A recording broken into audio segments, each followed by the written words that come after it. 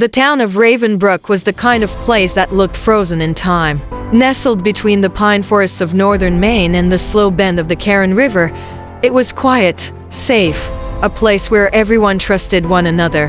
The streets were lined with white picket fences and houses that all seemed built from the same blueprint, each with trim lawns and porches where families waved at passers-by. People left their doors unlocked, their windows open, and their lives unguarded. It was the kind of town where news traveled fast and gossip traveled faster, yet where everyone believed nothing truly terrible could happen. But in the summer of 1986, that illusion shattered forever. It began with whispers. At first, no one wanted to admit that something was wrong. A missing hiker was blamed on the unpredictable woods. A teenage runaway, people said, had likely gone to Boston or Portland in search of excitement. An old fisherman who never returned was mourned as a man lost to the river's strong current. But the disappearances piled higher. Each time, the townsfolk tried to rationalize, to cling to the idea that Ravenbrook was safe, untouched by darkness. But in hushed voices over dinner tables and late-night calls between worried parents, one thought crept in: someone was watching. The truth was far worse than anyone could imagine. His name was Elliot Granger, a handyman, a helper, a face everyone trusted. He was in his late 30s, tall, lean, with a mop of brown hair and a soft smile that seemed to put people at ease. He fixed fences, unclogged drains, changed light bulbs for the elderly. He went to church every Sunday, shook the sheriff's hand at the diner, and read bedtime stories to the neighbors' children when their parents worked late shifts. To Ravenbrook, Elliot was not just a good man. He was a good neighbor, a good friend. But behind the smile, Elliot harbored something darker, something that had grown quietly over years, feeding on loneliness, festering in the shadows of his ordinary life. He was building something, piece by piece, nail by nail, in the cellar beneath his home.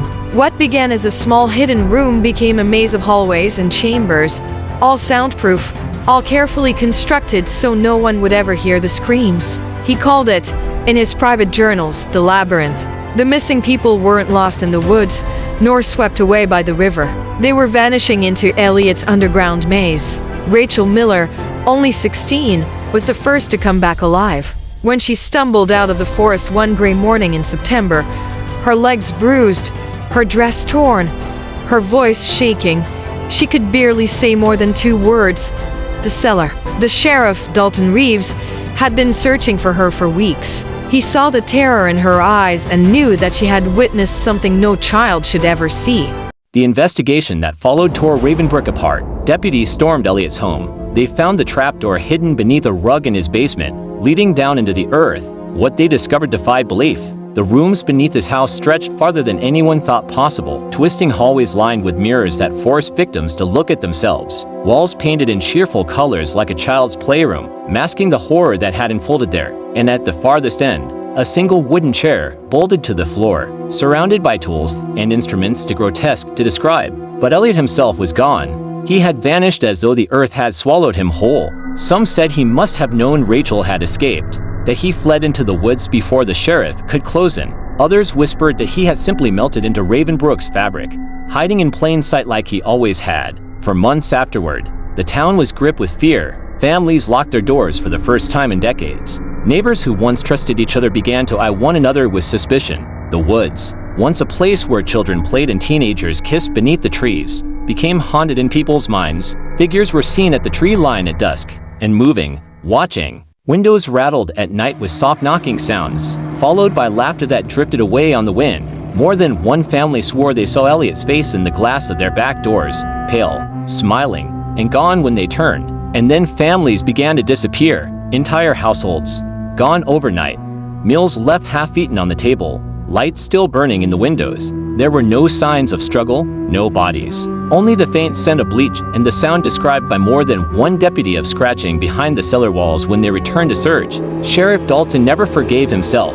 He had known Elliot for years, trusted him like everyone else. He'd sat across from him in the diner, laughed at his jokes, even let him babysit his own niece once. When he looked at the photos of the labyrinth, of the rooms Elliot had crafted with such care, Dalton saw not only a predator but a craftsman. Every hallway was measured, every nail hammered with precision. It was not madness alone, it was obsession, ritual, purpose. And that was the part that haunted Dalton most. Elliot had believed in what he was doing. Survivors said he was calm, almost gentle. Even as he bound their wrists, his voice was steady, soothing even, as he whispered, "I'm helping you, I'm freeing you." He didn't scream, didn't rage. He worked with the surgeon's patience, as though he were correcting something in his victims, repairing what he saw as broken. That made him more terrifying than a monster. Monsters kill from hunger or rage. Elliot killed with conviction. The years passed, but Elliot was never captured. Rumors kept Ravenbrook awake at night.